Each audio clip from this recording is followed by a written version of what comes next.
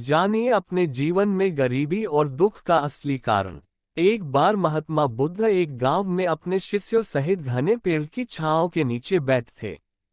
आसपास के गांवों से बहुत से लोग अपनी मानसिक समस्याएं लेकर महात्मा बुद्ध के पास आ रहे थे। आगे की कहानी सुनने के लिए चैनल को सब्सक्राइब करें।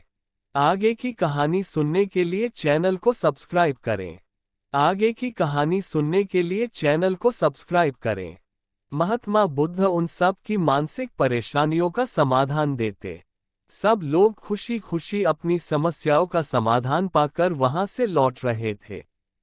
वहीं से कुछ दूर बैठा लोगों को बुद्ध के पास जाते देख एक दुखी भिखारी अपने भाग्य को कोसता हुआ यही सोचने लगा कि अभी कुछ देर पहले तो ये लोग दुखी मन से मुंह लटकाए उन महात्मा के पास गए थे, और अब इतना खुश होकर कैसे वापस लौट रहे हैं।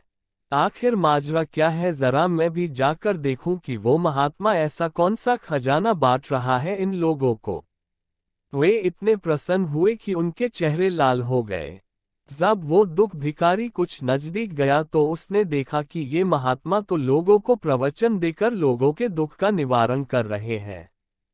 यह देखकर भिखारी के मन में भी तीव्र इच्छा हुई कि क्यों न मैं भी इन महात्मा को अपना डैख बताऊं। मुझे भी अपने दुख का समाधान अवश्य मिलेगा। बस फिर क्या था, समाधान पाने की लालसा लिए भिखारी महात्मा बुद्ध के सामने पहुंचा और हाथ जोड़कर प्रणाम करते हुए बोला, हे महात्मा बुद्ध, मैं भी लोगों की मदद करना चाहता हूँ। मुझे लोगों की मदद करने की बहुत इच्छा है, लेकिन मैं कैसे मदद कर सकता हूँ? मैं बहुत गरीब हूँ। मेरे पास न तो पैसे हैं और न ही कोई ऐसी चीज जिससे मैं किसी की मदद कर सकूं। मैं कोशिश करने पर भी किसी की मदद नहीं कर सकता। मुझे भगवान ने इतना गरीब क्यों बनाया? हे महात्मा, मुझ पर कुछ कृपा करो। इतना बोलते हुए भिखारी रोने लगा।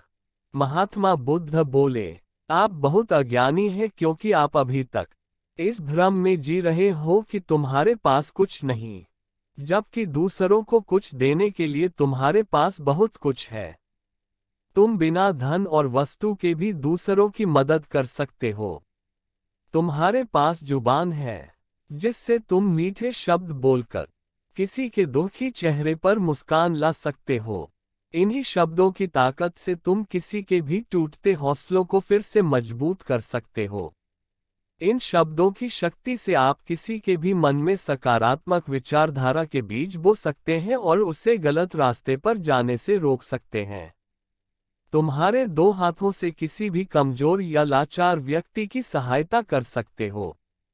आपके दो आंखें किसी अंधे को रास्ता दिखा सकते हैं। तुम किसी के लिए दुआ कर सकते हो, यह हो सकता है कि उनके बुरे काम फिर से हो जाएं। आप किसी के अच्छे स्वास्थ्य की कामना कर सकते हैं, लेकिन अज्ञानतावश तुम अब तक इस बात को समझ नहीं पाए और इस भ्रम में अब तक जीते रहे कि तुम्हारे पास मदद करने के लिए कुछ नहीं। किसी की मदद करने के लिए धन और वस्तु का होना अनिवार्य नहीं है। बिना धन और वस्तु के भी हम कई प्रकार से लोगों की मदद कर सकते हैं। महात्मा बुद्ध के ज्ञान से भरे ये सुंदर शब्द सुनकर भिखारी के चेहरे पर मुस्कान आ गई और वह खुशी से झूमता हुआ वहां से चला गया। इस कहानी से हमने क्या सीखा? दोस्तों, महात्मा बुद्ध की इन बातों से बहुत कुछ सीखा गया। आजकल बहुत से लोग यह सोचकर दुखी होते हैं कि मेरे पास ये नहीं है, बल्कि जो आपके पास है उसी में संतुष्ट रहना सीखें और बिना मतलब के लोगों की मदद करें। इन्हीं से आपको परम सुख की प्राप्ति होगी। तो दोस्तों, यह कहानी आपको कैसी लगी जरूर बताना। ऐसी ही कहानी सुनने के लिए हमारे चैनल को लाइक, कमेंट और सब्सक्राइब करें।